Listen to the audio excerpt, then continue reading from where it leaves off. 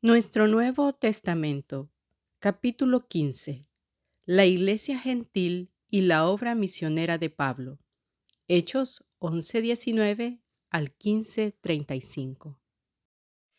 El movimiento misionero entre los gentiles, según se encuentra consignado en los Hechos, comenzó con el establecimiento de la iglesia en Antioquía de Siria.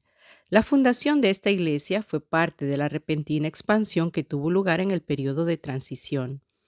Hay un manifiesto eslabón entre Hechos 8:4 y 11:19, porque en este último dice: Y los que habían sido esparcidos por causa de la tribulación que sobrevino en tiempo de Esteban, anduvieron hasta Fenicia, Chipre y Antioquía, no hablando a nadie la palabra, sino solo a los judíos. Y de ellos había unos varones de Chipre y de Cirene, los cuales, cuando entraron en Antioquía, hablaron también a los griegos, anunciando el evangelio del Señor Jesús. Hechos 11:19, 20.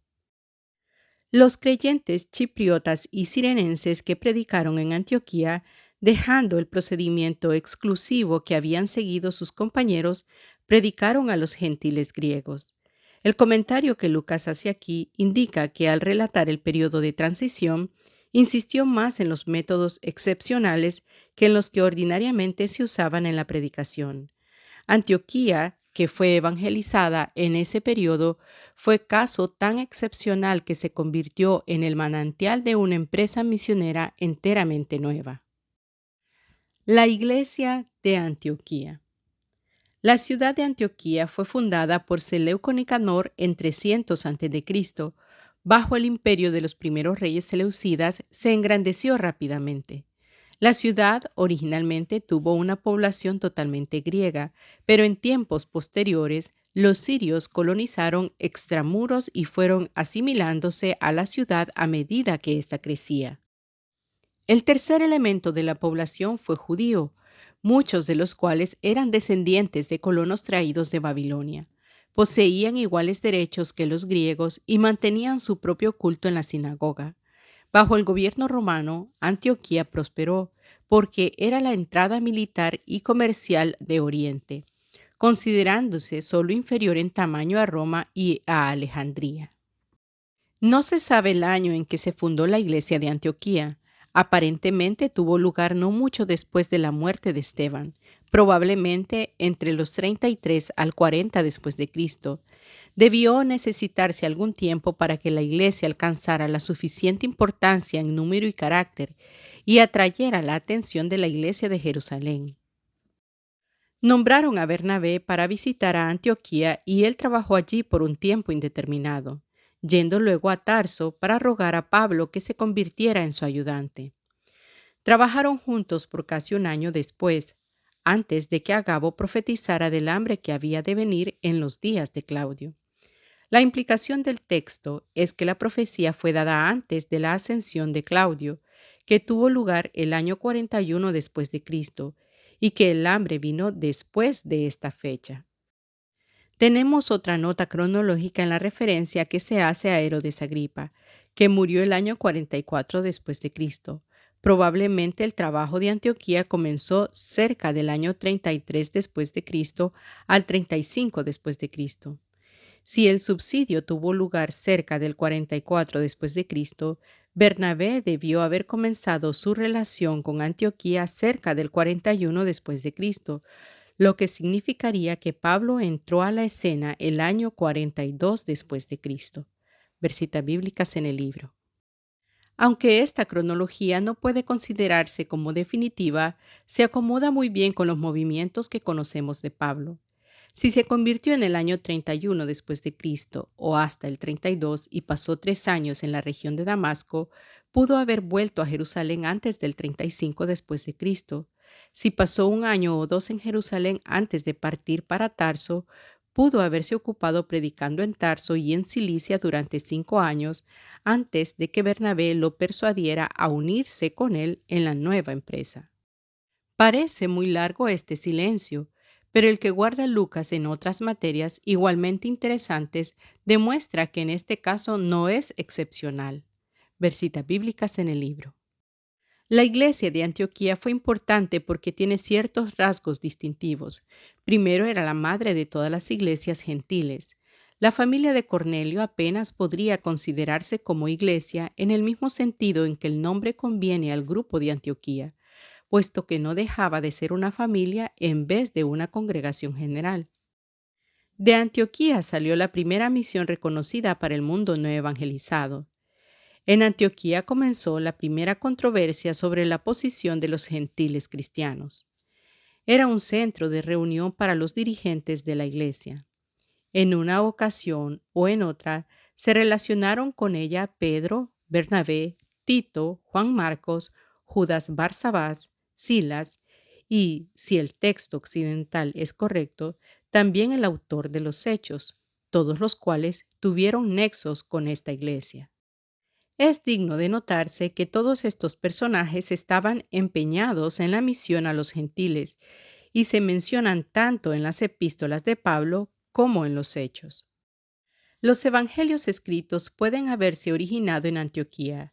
La posibilidad de haberse encontrado aquí Marcos y Lucas, como también el hecho de que más tarde estuvieran asociados en Roma, viene a influir sobre el muy discutido problema sinóptico. Ignacio, obispo de Antioquía, al finalizar el primer siglo, parece haber copiado casi solamente de Mateo cuando alude a los evangelios, como si Mateo hubiera sido el único sinóptico que él conoció. Strider arguye detenidamente en favor del origen antioqueño de Mateo, basándose en el uso que de él hace Ignacio, y en la Didache, ambos identificados como documentos sirios. Si estos tres evangelios ahondaron sus raíces en la animada enseñanza oral de la Iglesia de Antioquía, el ministerio de ellos para el mundo es, hasta cierto punto, el legado de la Iglesia de Antioquía a los creyentes gentiles de ayer y de hoy. La Iglesia de Antioquía fue notable también por sus maestros. De los que se mencionan en Hechos 13:1, solamente Bernabé y Pablo fueron conocidos por referencias posteriores, pero su ministerio debió haber hecho famosa a la iglesia como centro de enseñanza.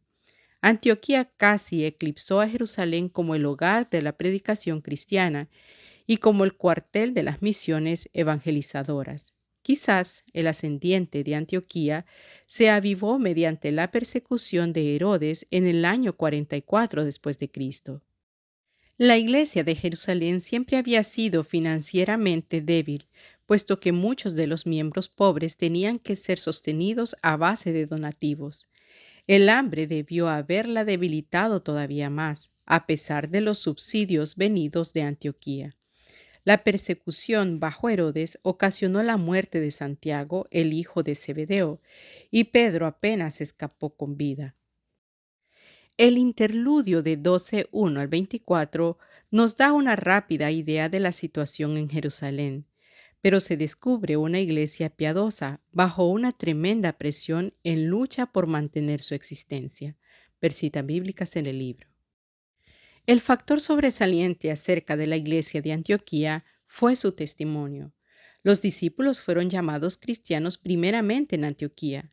Anteriormente, los creyentes en Cristo habían sido considerados como una secta de los judíos, pero al contar con una feligresía gentil y con un sistema doctrinal que iba en desarrollo y que era completamente diferente de la ley de Moisés, el mundo vio la diferencia y les colocó un rótulo: cristianos, lo que significa los que son de Cristo, como herodianos significa los que son de Herodes.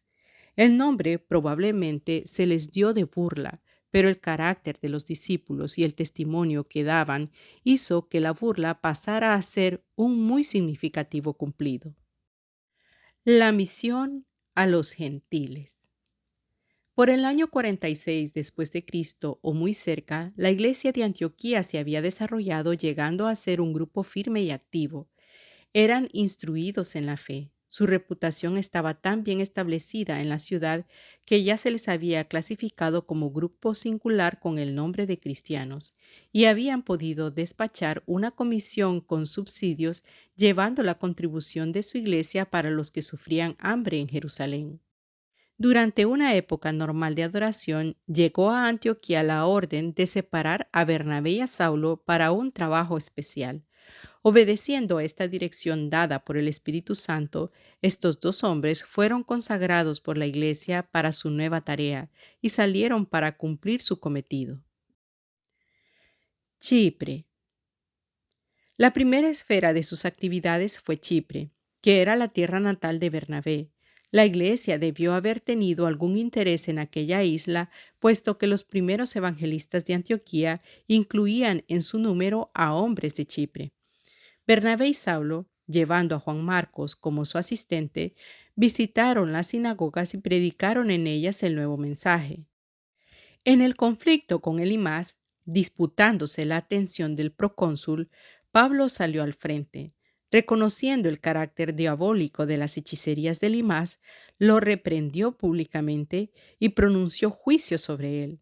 El procónsul, admirado por la repentina paga que cayó sobre Elimas, creyó. Versitas bíblicas en el libro. No se nos dan datos estadísticos de la campaña en Chipre, pero tuvo lugar un importante cambio. En Hechos 13:2 se describe al grupo como Bernabé y Saulo, dando el lugar de prominencia a Bernabé como el jefe de la misión y llamando a Pablo por su nombre judío, Saulo. En Hechos 13:13, la fraseología cambió a Pablo y a sus compañeros, usando el nombre gentil de Pablo. Desde este punto en adelante, a Pablo se da en la narración el lugar de prominencia. El ministerio en Chipre hizo que salieran a flote sus cualidades de dirigente, y ellas lo colocaron en la indiscutible jefatura de la misión. En este mismo periodo acontecieron otras dos cosas. Pablo dejó a Chipre encaminándose a Asia Menor, y Juan Marcos se separó del grupo volviéndose a Jerusalén. Para Pablo daba principio un proyecto mundial: llevar el Evangelio a regiones nunca antes visitadas. Para Marcos parecía aquello una injustificable desviación del programa de antemano aprobado. Si se sintió celoso por causa de Bernabé, su pariente, que había quedado relegado a segundo lugar, o si se sintió temeroso de entrar al territorio inhabilitado del centro de Asia Menor, o si tuvo algunas diferencias doctrinales con Pablo, nada se nos dice al respecto. En cualquier caso, se rehusó a seguir adelante y se regresó. Antioquía de Pisidia. El discurso de Pablo en la sinagoga de Antioquía se nos transmite con amplitud por Lucas. En su estilo general casi es igual al de Esteban, porque su plan consiste en una contemplación histórica del modo de Dios de tratar con la nación de Israel. El tema central se introduce en el versículo 23 de la descendencia de éste, y conforme a la promesa, Dios levantó a Jesús por Salvador a Israel. El desarrollo del tema no varía notablemente de la predicación apostólica que se consigna en los primeros capítulos de los Hechos, pero cuando Pablo llega al clímax, introduce un elemento nuevo. Seaos pues notorio, varones hermanos, que por éste os es anunciada remisión de pecados, y de todo lo que por la ley de Moisés no pudisteis ser justificados, en éste es justificado todo aquel que creyere. Hechos 13, 38, 39. Aunque la resurrección y el perdón de los pecados por medio de Cristo habían sido proclamados por Pedro, según las citas bíblicas en el libro, hasta aquí ninguno había predicado tan explícitamente afirmando que los hombres pueden ser justificados individualmente delante de Dios nada más sobre la base de la fe. Ser justificado significa ser declarado justo o ser considerado legalmente justo. Obtener delante de Dios por medio de la fe la posición que nos capacite para tener la seguridad de la salvación significa que las obras de la ley son vanas e innecesarias. Esto era un nuevo y valiente avance en la comprensión de la verdad acerca de Cristo. El resultado inmediato fue doble. Hubo una tremenda demanda para que Pablo siguiera predicando, y por eso el sábado siguiente se juntó casi toda la ciudad a oír la palabra de Dios. Por otra parte, la oposición judía se hizo más amarga y echó mano del celo y la burla. El resultado final fue que Pablo anunció que se volvería a los gentiles, de los cuales muchos creyeron. Los gentiles, más bien que los judíos, se convirtieron en el alma de una nueva iglesia en Antioquía de Pisidia. Ver citas bíblicas en el libro. Iconio, Listra y Derbe. La misma situación se repitió en la ciudad de Iconio, situada a poca distancia, en dirección sudeste de Antioquía. Una floreciente iglesia tuvo nacimiento en la sinagoga, pero aquí también la división de opinión se hizo tan fuerte que los predicadores fueron expulsados de la ciudad, refugiándose en las vecinas ciudades de Listra y Derbe. En Listra, Pablo se enfrentó contra el paganismo. El sacerdote de Júpiter, viendo que Pablo había curado al cojo y pensando que Pablo y Bernabé eran dioses que habían descendido a la tierra, quiso ofrecerles sacrificios. La horrorizada protesta de Pablo contra tamaño error nos permite conocer su método de acercamiento a la mente pagana, ignorante del Antiguo Testamento. Él y Bernabé apelaron al único Dios, el que nos da lluvia y tiempos fructíferos, un punto de contacto que el sencillo agricultor de aquella región podía apreciar, tuviera o no grandes conocimientos teológicos. Ver citas bíblicas en el libro. La permanencia en Listra terminó debido a la incursión de los agitadores judíos venidos de Antioquía de Pisidia y de Iconio, los cuales, manejando al populacho ignorante y veleidoso, lo persuadieron de que Pablo era un peligroso propagandista. Apedreado y arrastrado fuera de la ciudad como muerto, recobró el sentido y salió para Derbe a predicar allá. Habiendo reunido un grupo de creyentes en aquella ciudad, Pablo y Bernabé regresaron por el camino fortaleciendo y organizando las iglesias que habían fundado. Llegaron a Antioquía de Siria a informar acerca de las cosas que Dios había hecho con ellos, dando a saber cómo Dios había abierto la puerta de la fe a los gentiles. Ver citas bíblicas en el libro. La importancia de este itinerario apenas puede exagerarse. Colocó a Pablo en primera posición como dirigente de la iglesia, poniéndolo a la misma altura con los apóstoles. Compárese Gálatas 2 del 7 al 9. Contribuyó a la educación de Juan Marcos, aunque parece que éste solo llegó a un notable fracaso. El primer contacto con Timoteo probablemente pueda fijarse en la fecha correspondiente a este viaje, porque Pablo recuerda sus experiencias en esta región cuando muchos años después le escribe a Timoteo. Ver citas bíblicas en el libro. Sobre todo, señaló una nueva jornada en el pensamiento teológico porque de en medio de los eventos de este viaje surgió la doctrina paulina de la justificación por la fe. El Concilio de Jerusalén. El rápido crecimiento de la iglesia gentil bajo la misión de Pablo y Bernabé puso a la vista un nuevo problema. Si los gentiles eran ya creyentes en Jesús, recibiéndole como el Mesías y aceptándole como Salvador y Señor, ¿hasta qué punto se les exigía que se sujetaran a los preceptos de la ley?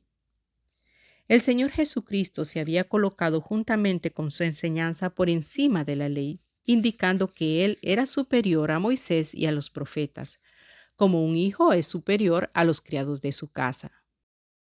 No fue de inmediato reconocida la inmensa importancia de sus palabras, pero la pausada marcha del pensamiento espiritual dentro del movimiento cristiano, dirigido por el Espíritu Santo, había tomado camino apartándose del legalismo y dirigiéndose a la fe. La misión a los gentiles que nada sabía de la ley y que habían ingresado al compañerismo cristiano solamente por medio de la fe, hizo que la división de opinión dentro de la iglesia se volviera más aguda.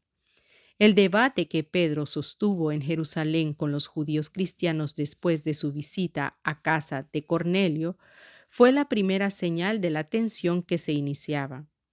Únicamente cuando les informó que el Espíritu Santo había caído sobre los gentiles como cayó sobre los creyentes judíos en Pentecostés, estos judíos cristianos admitieron que los gentiles podían ser salvos.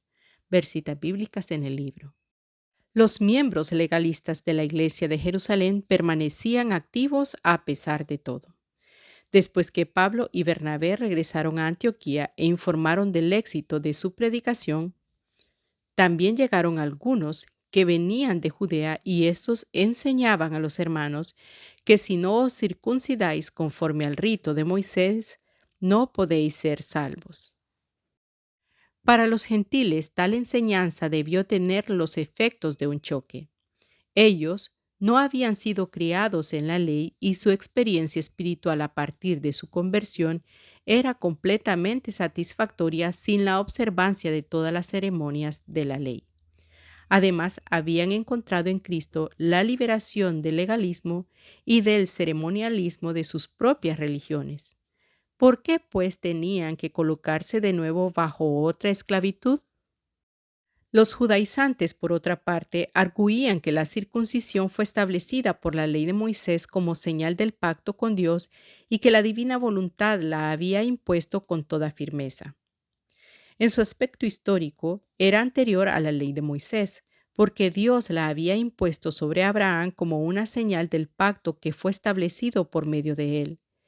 El significado externo del rito tenía su aplicación a la vida interna aún bajo la ley, la cual habla de la circuncisión del corazón. Pero lo más seguro es que en la práctica se había convertido en una rutina ceremonial. Ver citas bíblicas en el libro. El argumento se presentó con tal fuerza que la iglesia de Antioquía decidió enviar delegados para tratar el asunto con los apóstoles y ancianos.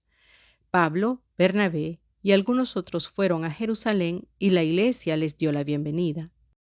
Entregaron un informe completo de su exitoso trabajo entre los gentiles. La oposición se levantó de en medio del grupo de los fariseos, que naturalmente luchaban con todas sus fuerzas por la estricta observancia de la ley. Siguió una discusión libre en la cual participaron ambos bandos. Lucas consigna 3 contribuciones de carácter decisivo. El discurso de Pedro fue de mucho peso porque habló como el primero y antiguo dirigente de la iglesia en Jerusalén y como uno que poseía experiencia práctica sobre los aspectos de este asunto. Señaló que, 1. Fue la decisión de Dios la que hizo que los gentiles oyeran el mensaje de Cristo. 2. Que habían recibido el Espíritu Santo sin que Él hiciera discriminación alguna contra ellos. 3. Que la ley ceremonial se había convertido en un yugo insoportable para los mismos judíos. Y 4. Que la salvación era por gracia tanto para los judíos como para los gentiles. Ver citas bíblicas en el libro. El argumento de Pedro, sacado de su experiencia eclesiástica, puso el asunto al día. Pablo y Bernabé informaron sobre su trabajo entre los gentiles, insistiendo en las señales y maravillas que por medio de ellos habían sido hechas. La implicación de su argumento era que Dios no habría prosperado su misión si no hubiera aprobado sus métodos. Su argumento resultó inminentemente práctico. Santiago pronunció el discurso final. A él se le consideraba generalmente como el campeón de la observancia estricta de la ley. Con argumentos de la Escritura, señaló que Dios había determinado salvar a los gentiles que recurrieran a Él para salvación. Ver citas bíblicas en el libro. Santiago recomendó que no se les exigiera guardar toda la ley, pero que sí se les ordenara abstenerse de ciertas prácticas, particularmente ofensivas para sus hermanos judíos, es decir, 1. Idolatría, 2. Fornicación, 3. Comer carne de animales ahogados y 4. Comer sangre. Estas reglas fueron inspiradas sobre una base de compañerismo más que como una plataforma de moral, aunque las primeras 2 se refieren a conducta moral que debe observarse aun cuando no se tome en cuenta la ley judía.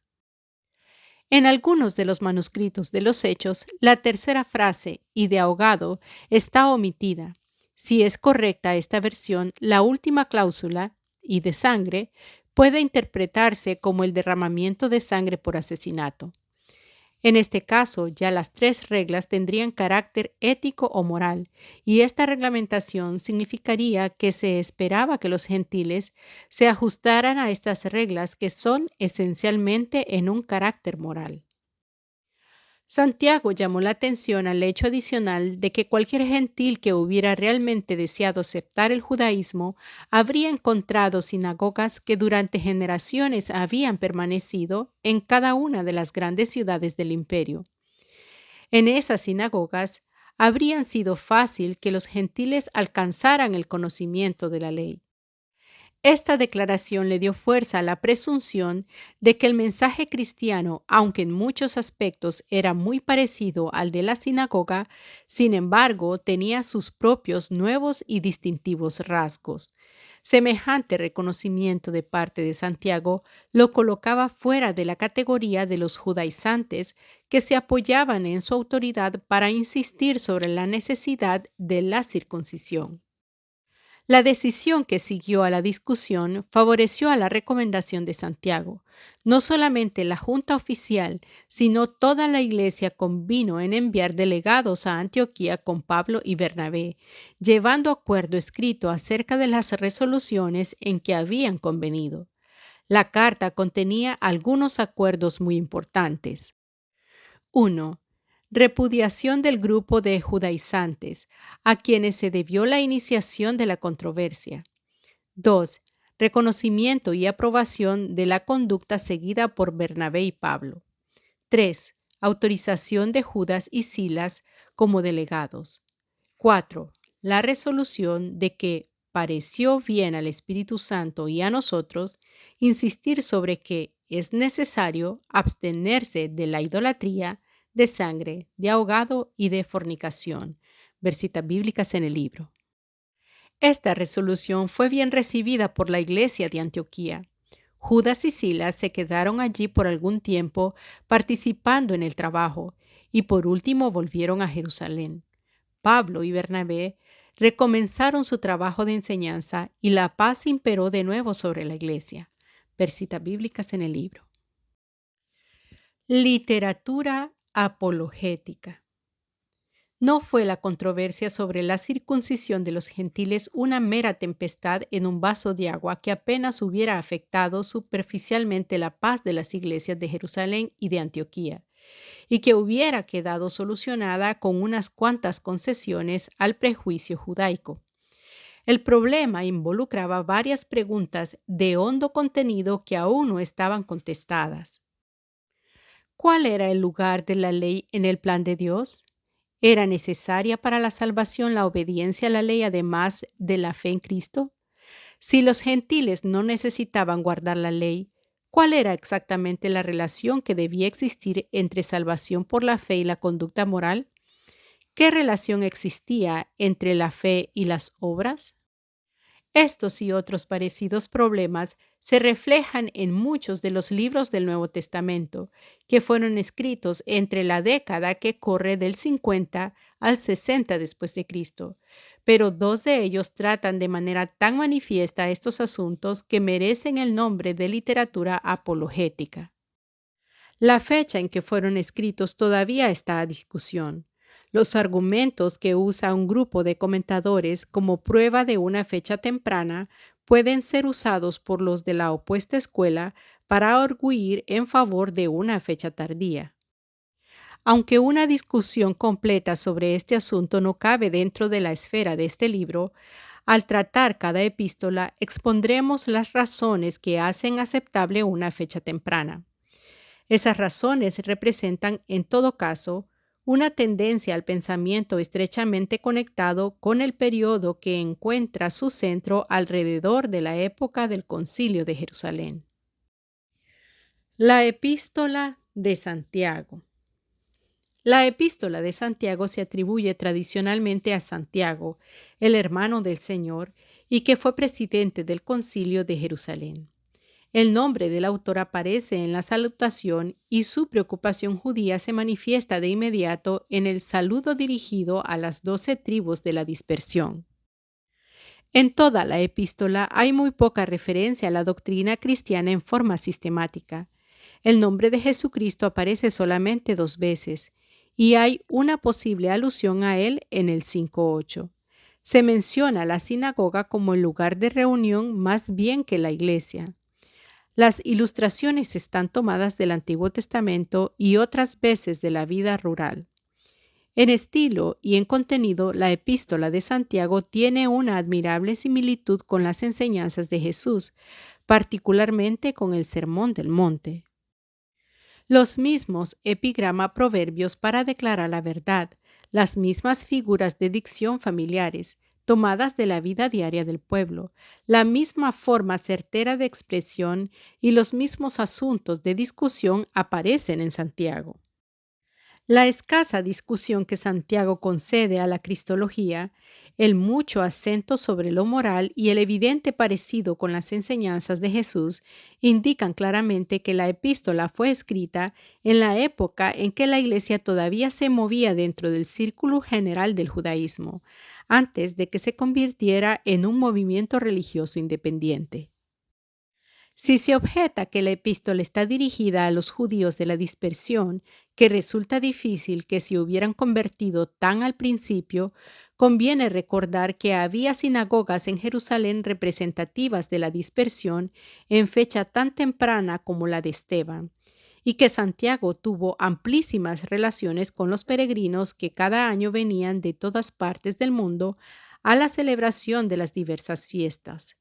Aunque no esté uno en posibilidad de probar en forma definitiva que el libro de Santiago fue escrito entre los años 45 al 50 después de Cristo, entre los cuales se colocan las fechas tempranas, su contenido se acomoda perfectamente bien a aquella época. Ver citas bíblicas en el libro. El autor. Si Santiago fue el hermano de Jesús mencionado en los Evangelios, su exacto parentesco queda aún sin precisarse. ¿Fue Santiago hijo de José nacido en un anterior matrimonio lo que lo convertiría realmente en un hermanastro? ¿O fue su medio hermano hijo de José y de María? ¿O se usaba la palabra hermano en forma tan amplia que servía para designar a los primos? Todas estas teorías han sido propuestas en diversos tiempos y por lo general la primera y la tercera se han defendido por quienes arguyen la perpetua virginidad de María. La tercera parece ser la menos digna de aceptación, porque las referencias que se hacen a los hermanos y hermanas de Jesús implican que hubo entre ellos y Cristo las relaciones que se guardan dentro de una familia con la que se convive y no con la que no vivimos. Si fueron mayores que Jesús y no hijos de María, resulta muy explicable aquel aire de superioridad y aquella actitud incrédula que mantuvieron contra él. El hecho de que Jesús encomendara a su madre a Juan más bien que a alguno de sus hermanos se explicaría fácilmente por el hecho de que ninguno estaría suficientemente interesado en hacerse responsable de ella, a la que consideraban madrastra. Por otra parte, el hecho de que vinieran con ella para oponerse a Cristo en cuanto a su predicación pública podría ser un argumento en favor de que eran hijos de ella. Ver citas bíblicas en el libro. En cualquier caso, Santiago creció en el mismo ambiente que Jesús y estuvo estrechamente con él durante todos los años que precedieron a su ministerio. Su herencia cultural sería prácticamente la misma de Jesús. Como un intérprete de la verdad, tendría la ventaja de conocer plenamente su contexto histórico y geográfico. Aunque Santiago no fue creyente durante la vida de Jesús, fue testigo de la resurrección y estuvo entre los que esperaron el Espíritu hasta el día de Pentecostés. Después de que Pedro se retiró de Palestina, Santiago se encargó de la dirección de la iglesia de Jerusalén. Se distinguió por su estricto apego a la ley y posteriormente fue el campeón de los judíos disgustados por la reputación de Pablo. Sería exagerado decir que era contrario de Pablo, pero sí abogaba por una más estricta aplicación de la ley a los cristianos que lo que Pablo en su ministerio exigía de los gentiles. Ver citas bíblicas en el libro. No hay indicación de que Santiago se opusiera en principio a la enseñanza de Pablo. Según Gálatas, le dio a Pablo la diestra de compañerismo, y en hechos su comportamiento en verdad no fue el de un antagonista. estuvo solícito para remover todos los prejuicios que los judíos pudieran haber tenido contra la verdadera actitud de Pablo. Por otra parte, debió haber temido que con el olvido del sistema de la ley llegara el relajamiento y el descuido en la conducta, lo que naturalmente deshonraría el nombre de los creyentes cristianos. Su epístola fue escrita para comentar la ética de la vida práctica de la misma manera que Pablo escribió por idénticas razones las aplicaciones prácticas que forman parte de sus epístolas. Santiago, normas justas para vivir. Ver bosquejo en la página 314 y 315 del libro. Santiago, a semejanza del libro de los Proverbios en el Antiguo Testamento, se ocupa de la aplicación práctica de la sabiduría a todas las situaciones de la vida diaria. El lenguaje familiarmente vívido expone los requerimientos éticos de la vida cristiana. Problemas. El capítulo 2 de Santiago, que dice: Vosotros veis, pues, que el hombre es justificado por las obras y no solamente por la fe, ha sido un rompecabezas para muchos. Martín Lutero llamó a Santiago una epístola de paja, porque parecía contradecir la doctrina de Romanos y de Gálatas acerca de la justificación por la fe únicamente. Santiago en realidad no lanza un ataque sobre la fe, sino contra la hipocresía que pretende tener fe sin demostrarla con obras. Muéstrame tu fe sin tus obras y yo te mostraré mi fe por mis obras. Cada verdad tiene su caricaturesca perversión y la doctrina de la salvación por la fe puede también fácilmente degenerar en la mera aceptación de un credo sin la correspondiente santidad de vida. Santiago no niega la necesidad de la fe, insiste sí en que la fe produzca frutos. A semejanza de Pablo, ilustra su enseñanza tomando la vida de Abraham, el fundador de la nación judía y primer beneficiario del pacto de Dios en favor de su pueblo. Pablo citó este ejemplo de la respuesta de Abraham a las promesas de Dios como prueba de que la salvación se alcanza por la fe y no por obras. Santiago usó el sacrificio de Isaac por Abraham para probar que la fe, para que sea verdadera, tiene que demostrarse con hechos. Ver citas bíblicas en el libro. No hay contradicción entre estos dos ejemplos, porque Abraham tuvo que ejercitar su fe para estar en relación con Dios desde el principio, y aquella fe se manifestó por medio de la obediencia, haciendo lo que Dios le ordenaba. Los dos principios, pues, resultan suplementarios, pero no contradictorios. La epístola a los Gálatas. La epístola de Pablo a los Gálatas es el segundo documento escrito que sobresale de entre la controversia general acerca de la guarda de la ley.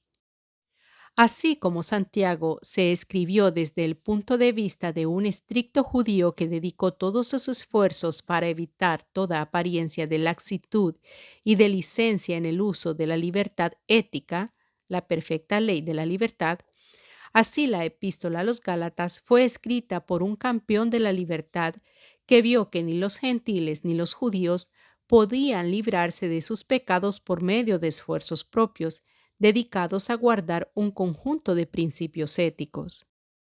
De acuerdo con esto, se ha llamado a Gálatas la Carta Magna de la Emancipación Espiritual, porque declara que Cristo nos redimió de la maldición de la ley, hecho por nosotros maldición, para que por la fe recibamos la promesa del Espíritu. Ver citas bíblicas en el libro. Los destinatarios.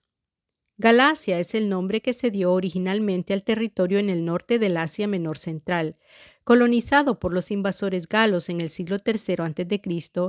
y que se sostuvo como reino independiente durante muchos años. Poco a poco, la población gala fue absorbida por los otros pueblos que allí vivían, y después de numerosos cambios políticos, el territorio se convirtió en propiedad de Roma en el año 25 a.C. Los romanos incorporaron esa sección norteña dentro de una más grande porción de tierra que construyeron en provincia dándole el nombre de Galacia. Por tanto, Galacia, bajo el gobierno romano, podía significar la propia Galacia, es decir, la tierra colonizada por galos, o también podía designar a toda aquella provincia en la que quedaban incluidas las ciudades sureñas de Antioquía, Iconio, Derbe y Listra. ¿A cuáles de todas estas se refería San Pablo cuando escribió su epístola a la iglesia de Galacia? Este uso, que podría llamarse característico del Nuevo Testamento, se encuentra en 7 pasajes.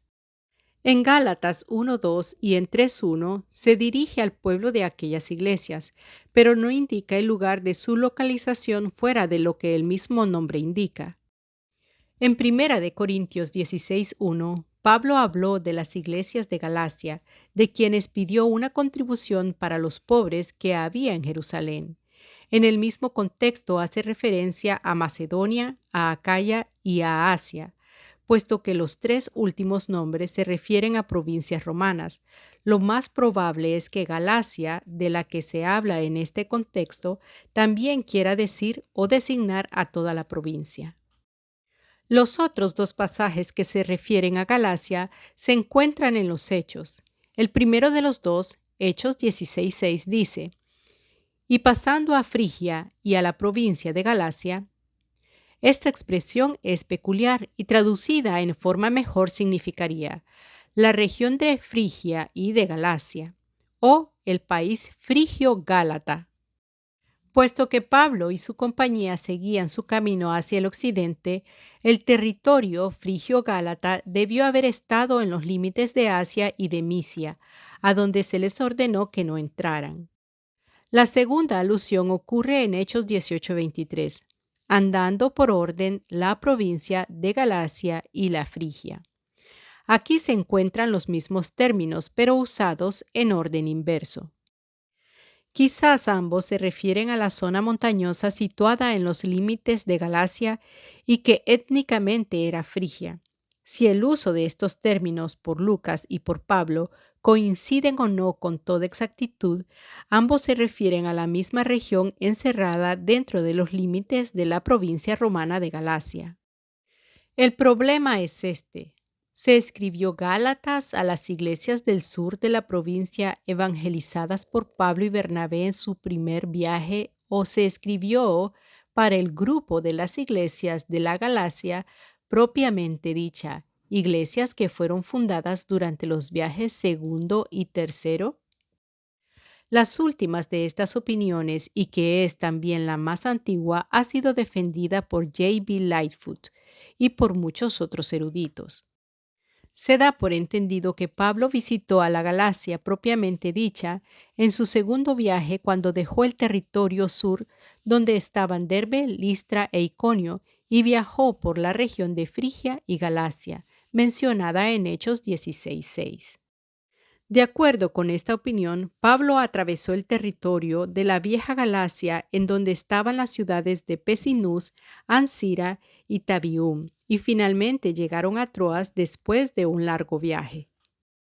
Un segundo viaje muy parecido hicieron por la misma región durante su tercer viaje, según consta en Hechos 18:23. La teoría Sur-Galacia, según se ha llamado al otro punto de vista, fue propuesta por Sir William Ramsay, quien aducía que las iglesias de Galacia eran las de Antioquía de Pisidia, Iconio, Derbe y Listra, establecidas por Pablo en su primer viaje misionero. Estas iglesias fueron subsecuentemente revisitadas en los últimos viajes. El segundo viaje por estas iglesias sureñas no impidió del todo una desviación hacia el norte en su último itinerario, porque el lenguaje de Hechos 16:2, 4 y 6 demuestra que Pablo cubrió el territorio de alrededor de Derbe y Listra y luego siguió por el borde frigio-gálata a Misia y a Bitinia, y que de este último punto enfiló hacia el oeste con dirección a Troas. La importancia que hay en la diferencia de interpretación es que la teoría Sur-Galacia nos permite suponer una fecha más temprano para Gálatas, así como también explica mejor la situación histórica de dichas iglesias. Si Gálatas no hubiera sido escrito hasta después del viaje de Pablo por este territorio en su segundo o tercer viaje y en consecuencia mucho después del Concilio de Jerusalén, con dificultad podría explicarse la razón para que no apelara a la decisión de aquel concilio cuando se esforzaba en resolver la controversia entre la ley y la gracia.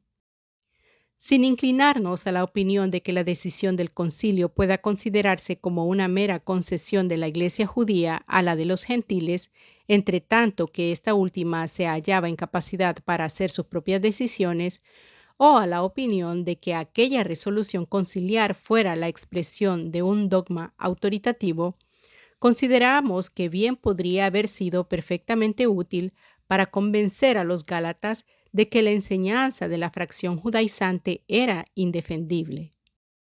El hecho de que no se mencione en ninguna forma la medida acordada por el concilio probablemente indique que esa asamblea aún no se había reunido. Esta conclusión se fortalece por la evidencia interna de Gálatas. Pablo hizo un resumen de su biografía hasta el momento de escribir. Habló de su conversión y llamamiento, su permanencia en Damasco, su primera visita a Jerusalén, su ministerio en Siria y en Cilicia, y la visita a Jerusalén con Bernabé, que se ha identificado con la visita a propósito del hambre, de la que se habla en Hechos 11:30, o con el concilio de que se habla en Hechos 15, versitas bíblicas en el libro.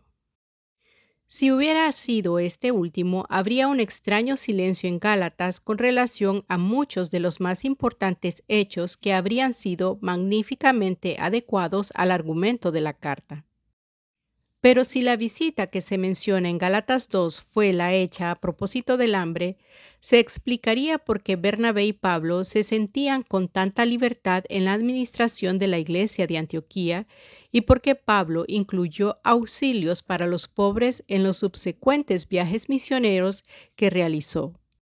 El episodio de la defección de Pedro en Gálatas 2:11 y siguientes puede explicarse con mucha mayor facilidad si se le concede lugar antes del concilio, porque la confusión y discusión que ese incidente provocó contra él difícilmente podría haber tenido lugar en Antioquía después de la decisión tomada por el concilio y de que las cartas enviadas de Jerusalén con el decreto hubieran sido entregadas a las iglesias gentiles. Si pues adoptamos la teoría surgalacia, daríamos por entendido que Pablo y Bernabé durante su primer viaje predicaron en estas ciudades sureñas de Galacia, y que en su viaje de regreso organizaron a los convertidos en iglesias, cerrando su cometido alrededor del año 48 después de Cristo. Versitas bíblicas en el libro. Después de que habían regresado a Antioquía, Pedro hizo una visita a aquella ciudad y fraternizó abiertamente con los convertidos gentiles. No había tardado mucho allí cuando llegaron algunos de Jerusalén que profesaban seguir estrictamente la observación de la ley, según la practicaba Santiago, y los cuales arguyeron que si los convertidos gentiles no se circuncidaban, no podrían ser salvos. Pedro, atemorizado por aquella actitud, se eximió de comer con los gentiles. En el interín, la misma controversia había irrumpido en Galacia, provocada quizás por influencias judías locales demasiado fuertes. Pablo, por tanto, en víspera del concilio, escribió esta carta a las iglesias de Galacia para ayudarlas a resolver por correspondencia el programa que, según se esperaba, iba a debatirse en la próxima asamblea de Jerusalén.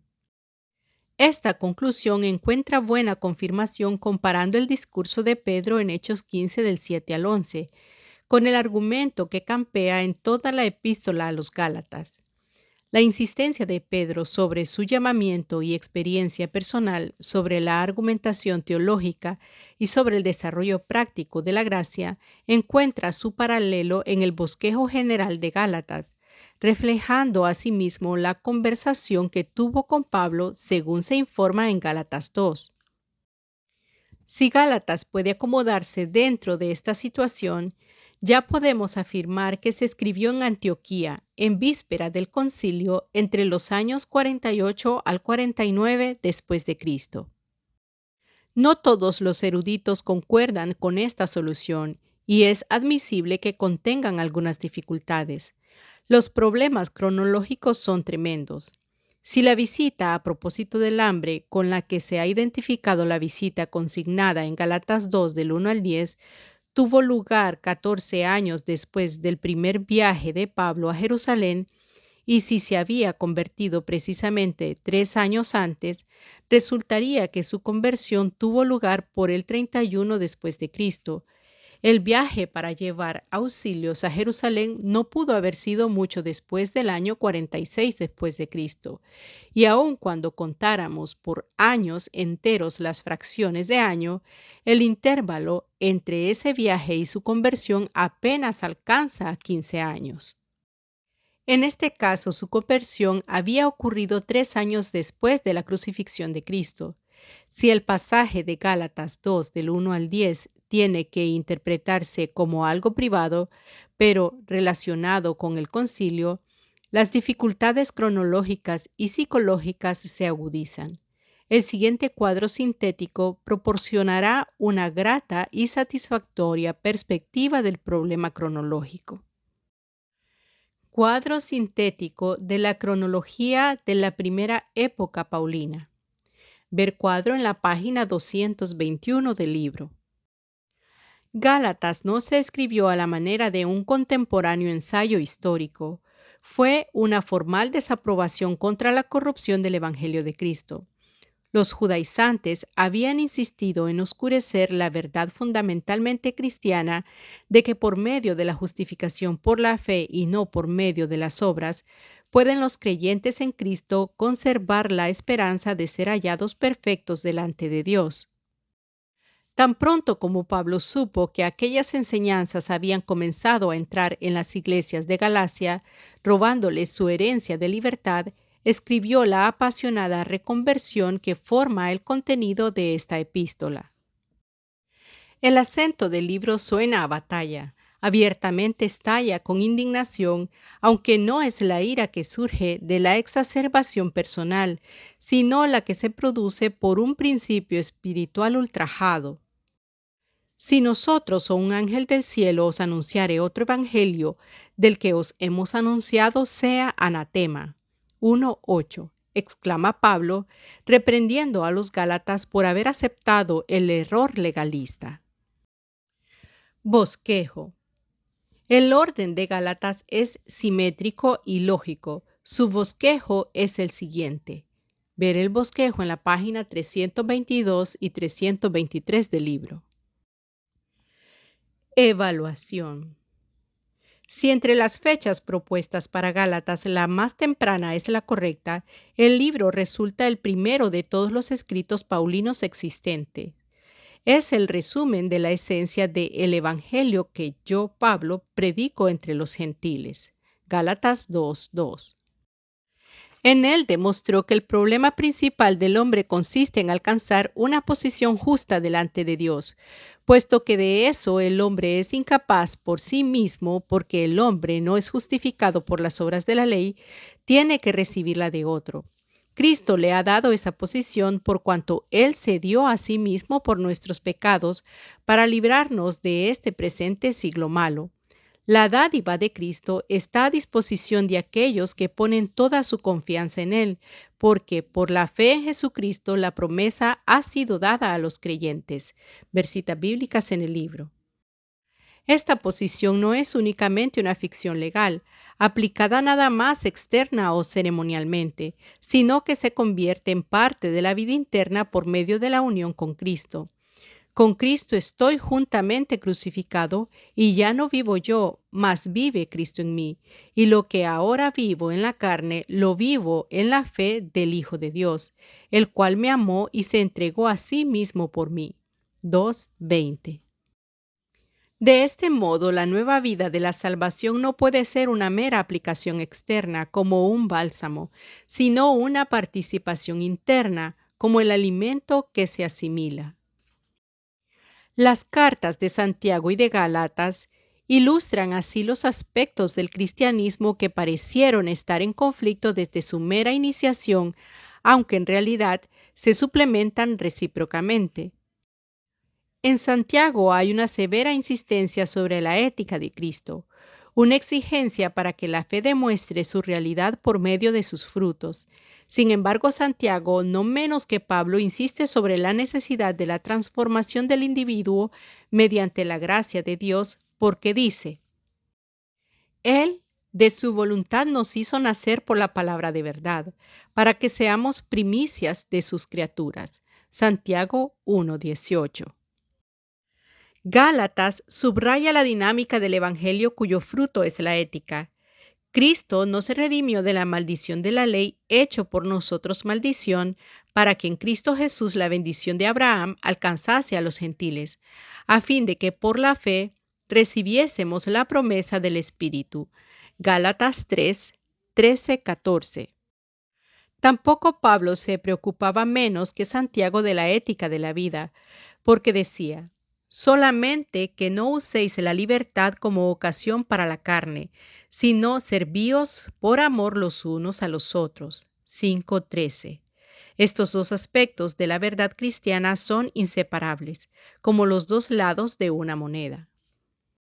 Así se lanzó al mar de la vida la obra misionera para los gentiles, llevando una declaración completa de la verdad cristiana. Fue reconocida y aceptada por la Iglesia la doctrina de la justificación por la fe, sin necesidad de la ley. El cristianismo estaba listo para continuar su marcha hacia una nueva era de desarrollo. Si este canal ha sido de bendición para tu vida, suscríbete, comenta y comparte. Bendiciones.